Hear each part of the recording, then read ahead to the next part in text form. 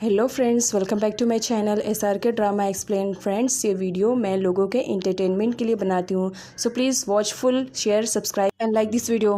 Part की starting वहीं से होती है जहाँ पर लास्ट पार्ट फिनिश हुआ था। फैली जब स्टंट करने के लिए ऊपर चढ़ती है तो कालो ही अपना हाथ हटा देती है। फैली का बैलेंस बिगड़ता है और वो ज़मीन पर गिर जाती है। गिरने से उसके पैर में चोट लग जाता है। रागा उसकी हेल्प के लिए दौड़ता, लेकिन उससे पहले वहाँ पर जॉर्डन आ जाता है। जॉर्डन फैली की हेल्प करते हुए उसे अपनी गोद में उठा लेता है।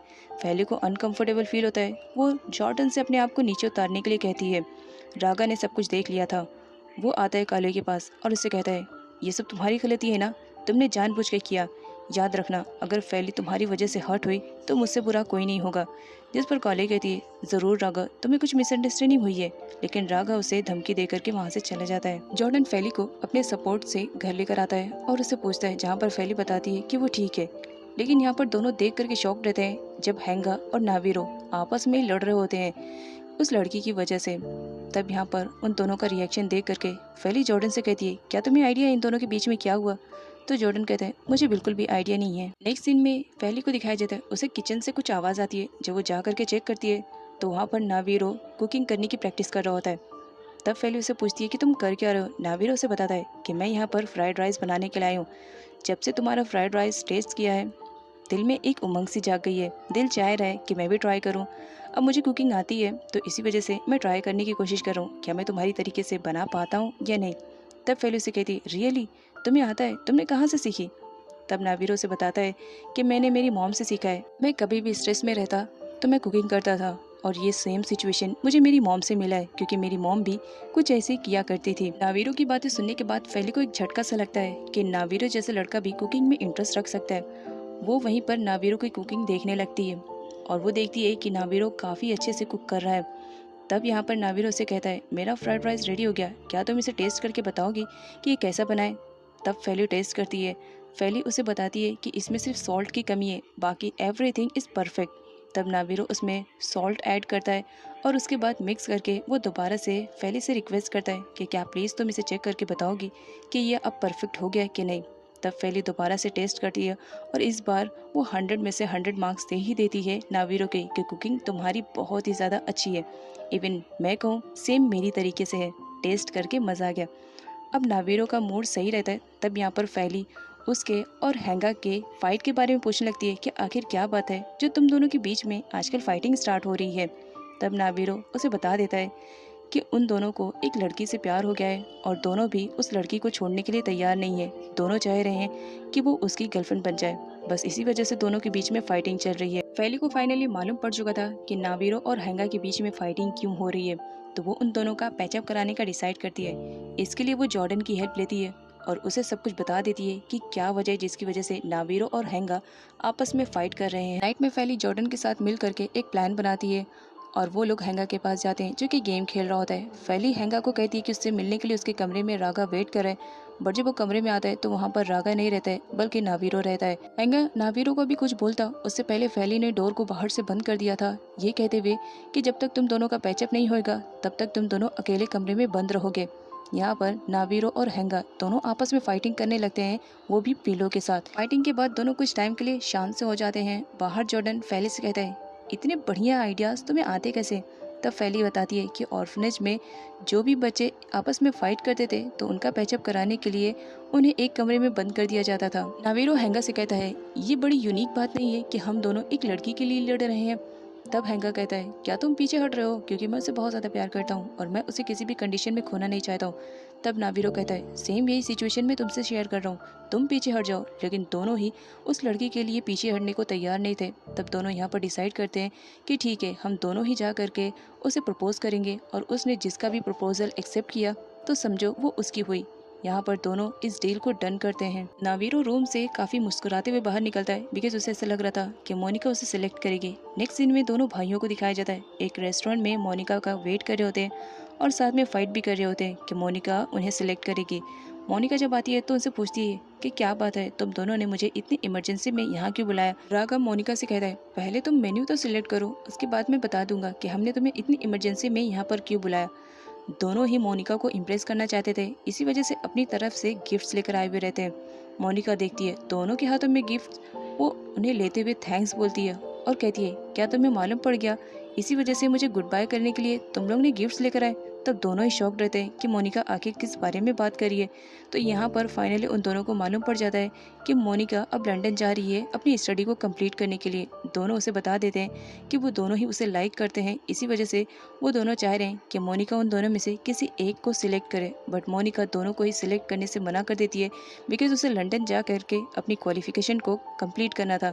लेकिन वो उन्हें अपना बेस्ट फ्रेंड मानने लगी थी, इसी वजह से जाने से पहले वो उनके साथ सेल्फी भी लेती है। फैली को दिखाया जाता है जो काफ़ी परेशान रहती है, बिकॉज उसका असाइनमेंट अभी कंप्लीट नहीं हुआ था। जॉर्डन उसे बताता है कि उसका भी असाइनमेंट कंप्लीट नहीं हुआ है और इसके लिए वो एग्जीबिशन जा रहा है। तब फैली उसके साथ जाती है और उन दोनों को साथ जाता हुआ देख करके रागा को जेलसी होती है और वो भी उनके साथ ये कहते हुए चला जाता है कि मेरा भी असाइनमेंट अभी इनकम्प्लीट है, मुझे भी कंप्लीट करना है। नेक्स्ट सीन में दिखाया जाता है फाइनली तीनों पहुंच जाते हैं एग्जीबिशन में। तब यहाँ पर रागा और जॉर्डन दोनों अलग अलग डायरेक्शन में जाने की बात कर रहे होते हैं और फैली को भी साथ ले जाने के लिए कह रहे होते हैं। फैली डिसाइड नहीं कर पा रही थी कि आखिर वो किधर जाए, तो फैली उन दोनों के साथ ना जाते हुए वो खुद ही अकेले चली जाती है। तब रागा और जॉर्डन उसे फॉलो करने लगते हैं। यहाँ पर एग्जीबिशन के लिए बहुत सारी चीज़ें लगी हुई थी, तो फैली उन्हें देख करके बहुत कुछ याद कर रही होती है। यहाँ पर फैली को बहुत ही अच्छा लग रहा था। वो जॉर्डन से कहती है कि ये कितना अच्छा है ना, क्या हम यहाँ पर सेल्फी ले सकते हैं। तब जॉर्डन उसे कहता है कि हाँ क्यों नहीं, ले सकते हैं।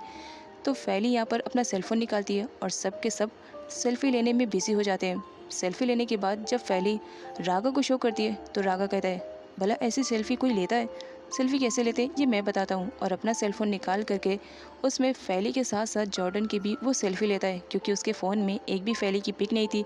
इसी वजह से वो किसी भी बहाने से फैली की पिक लेना चाह रहा था अपने फ़ोन के अंदर। जॉर्डन फैली से कहता है कि हमें जल्दी घर जाना है। तब फैली उससे पूछती कि आखिर घर क्यों जल्दी जाना है। तब जॉर्डन उसे बताता है कि आज डैड का बर्थडे है, उन्हें सेलिब्रेट करना है, इसी वजह से घर जल्दी जाना है। तब फैली कहती है, अगर ऐसी बात थी तो तुमने मुझे पहले बता देना चाहिए था, ताकि मैं कुछ अरेंजमेंट कर सकती थी। तब यहाँ पर जॉर्डन कहता है, अरेंजमेंट की फ़िक्र मत करो, मैंने सब कुछ अरेंजमेंट कर दिया है और फूड में सी फूड है। तब यहाँ पर जॉर्डन को मालूम पड़ता है कि फैली को सी फूड से एलर्जी है, तो इस वजह से वह मेन्यू में काफ़ी चेंजेस कर देता है। अब रागा को फैली की एक कमज़ोरी के बारे में पता चल गया था, तो इसी वजह से वो उसी को ही अपना हथियार बनाते हुए शेफ़ के पास कॉल करता है और उसे फोर्सफुली ऑर्डर देते हुए कहता है कि मुझे आज डिनर में सी फूड चाहिए, जो कि मैं खाने वाला हूँ। यहाँ पर वो झूठ बोल देता है क्योंकि उसे किसी भी कंडीशन में सी फूड बनवाना था। नाइट का सीन दिखाया जाता है, सारे लोग डाइनिंग टेबल पे रहते हैं और यहाँ पर मिस्टर जॉन का बर्थडे सेलिब्रेट किया जाता है। जब खाने के लिए सारी चीज़ें आती है तो यहाँ पर फैली जब खाना खाती है तो उसमें सी फूड होने की वजह से उसे एलर्जी हो जाती है और उसे रैशेस होने लगते हैं। तब यहाँ पर रागा आता है और उसे टेस्ट करते हुए कहता है, तुम्हें जब मालूम है कि तुम्हें सी फूड से एलर्जी है तो तुम्हें सी फूड खाने की क्या ज़रूरत थी। तब फैली कहती है, मुझे आइडिया नहीं था कि ये सी फूड है, बस मैंने खा लिया, शायद इसी वजह से मुझे एलर्जी हो रही है और रैशेस हो रहे हैं। कोई बात नहीं, कुछ टाइम के बाद ठीक हो जाएगा। मिस्टर जॉन फैली से कहते हैं, क्या हम डॉक्टर को बुलाएं तुम्हारी ट्रीटमेंट के लिए। बट फैली मना कर देती है ये कहते हुए कि एलर्जी हुई है, कुछ टाइम में ये ऑटोमेटिकली ठीक हो जाएंगे। लेकिन जब मॉर्निंग में उठती है तो उसकी एलर्जी काफ़ी हद तक बढ़ चुकी थी। अब उसके फेस पे पूरे रैशेस आ चुके थे और रेड मार्क भी, जिसकी वजह से वो काफ़ी शॉक में थी कि अब वो करे तो क्या करे, बिकॉज उसे कहीं जाना था। अब नेक्स्ट सीन में दिखाया जाता है फैली अपने आप को पूरी तरह से कवर करके जॉर्डन के साथ आई हुई थी, क्योंकि जॉर्डन को एक म्यूज़िक कंपनी से ऑफर आया हुआ था और जॉर्डन उस कंपनी में अपना डेमो देने के लिए आया हुआ था। वो फैली से वहाँ से जाने के लिए कहता है कि उसे एलर्जी हुई है, वो यहाँ से जा करके डॉक्टर के पास दिखा सकती है। बट फैली मना कर देती है कि आज तुम्हारे लिए बहुत ही बड़ा दिन है, तो इसी वजह से मैं यहाँ पर रहूँगी।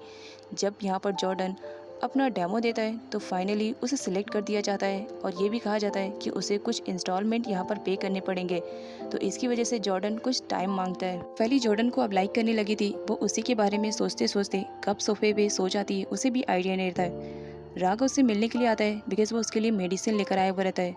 जब वो नोटिस करता है कि फैली सो रही है तब यहाँ पर वो फैली के पास ही बैठ जाता है और उसे सॉरी कह रहा होता है कि सॉरी, मैं तुम्हारे साथ ऐसा कुछ भी नहीं करना चाह रहा था, लेकिन क्या करूं, मैं तुम्हें एक्सेप्ट करने की कोशिश कर रहा हूं बट एक्सेप्ट नहीं हो रहा है, और ना ही मैं तुमसे नफ़रत कर पा रहा हूं। तुमसे नफ़रत करने की कोशिश मैं कर रहा हूं, लेकिन पता नहीं क्यों दिल गवारा नहीं कर रहा है कि मैं तुमसे नफ़रत करूं।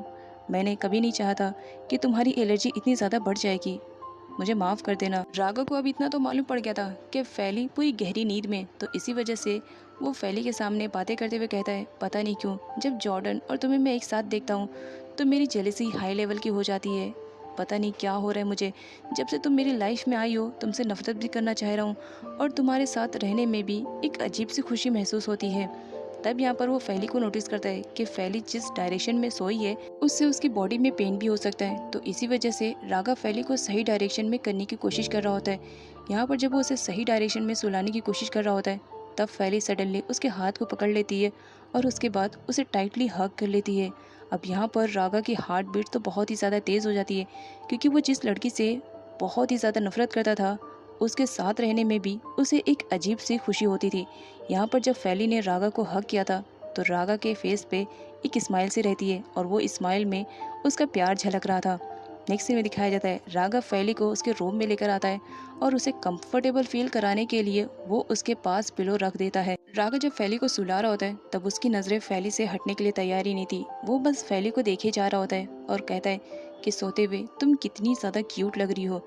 अब वो वापस से पिलो को सही कर रहा होता है तब फैली की नींद टूट जाती है और उसे लगता है कि राघव उसके साथ कुछ गलत करने का ट्राई कर रहा था। इसी वजह से वो गुस्से में पिलो फेंक करके राघव को मारने लगती है। तब राघव फैली से कहता है क्या कर रही हो, एक तो मैं तुम्हारी हेल्प कर रहा हूँ ऊपर से तुम मुझे ही मार रही हो। जिस पर फैली कहती है तुम मेरे साथ यहाँ पर कुछ भी करोगे और मैं चुपचाप बर्दाश्त करती रहूंगी, मुझे पागल समझ के रखा है। तब राघव से कहता है एक तो मैंने तुम्हारी हेल्प की, तुम्हें वहाँ से उठा करके तुम्हारे बेड पे लेकर आया ताकि तुम कंफर्टेबल फील करो और सही से सो जाओ। थैंक्स ना बोलते हुए तुम मुझसे यहाँ पर फाइट कर रही हो। और तब क्या हुआ था जब तुम मुझे पकड़ रही थी और मुझे अपने आप से इतनी ज़्यादा क्लोज कर रही थी तब फैली उसे कहती है तुम्हारी गलती होगी, ये सब तुमने किया होगा और तुम जानबूझकर ब्लेम मुझ पर दे रहे हो। यहाँ पर राघव कहता है सच में जब तुम सो रही थी ना तो बहुत ही ज़्यादा क्यूट और शांत लग रही थी और उठने के बाद उतनी ही ज़्यादा डेंजरस लग रही हो। तब फैली उसे कहती है मुझे बहुत ही ज़्यादा नींद आ रही है, इसी वजह से मुझे परेशान करना बंद करो और हाँ जाते वक्त डोर को बंद करना मत भूलना। तब राघव वहाँ से जाने लगता है। तब उसे रियलाइज़ होता है कि वो तो फैली के लिए मेडिसिन लेकर आया है। तो वो जाने से पहले फैली को मेडिसिन दे देता है और कहता है इसे अप्लाई कर लेना, तुम्हारे फेस पे जो भी रिएक्शन हुए हैं वो सब ठीक हो जाएंगे। अब फैली को यहाँ पर रियलाइज़ होता है कि उसने राघव के साथ गलत किया। वो तो यहाँ पर उसके लिए मेडिसिन लेकर आया और उसकी इतनी ज़्यादा केयरिंग कर रहा है और बदले में उसने उसे अच्छा खासा सुना दिया है। तो यहाँ पर फर्स्ट टाइम फैली को राघव के लिए बुरा लगता है और इसी के साथ ये पार्ट की एंडिंग हो जाती है। सो फ्रेंड्स मिलती हूँ नेक्स्ट वीडियो के एक्सप्लेनेशन के साथ, तब तक के लिए अपना ख्याल रखें। Okay bye bye.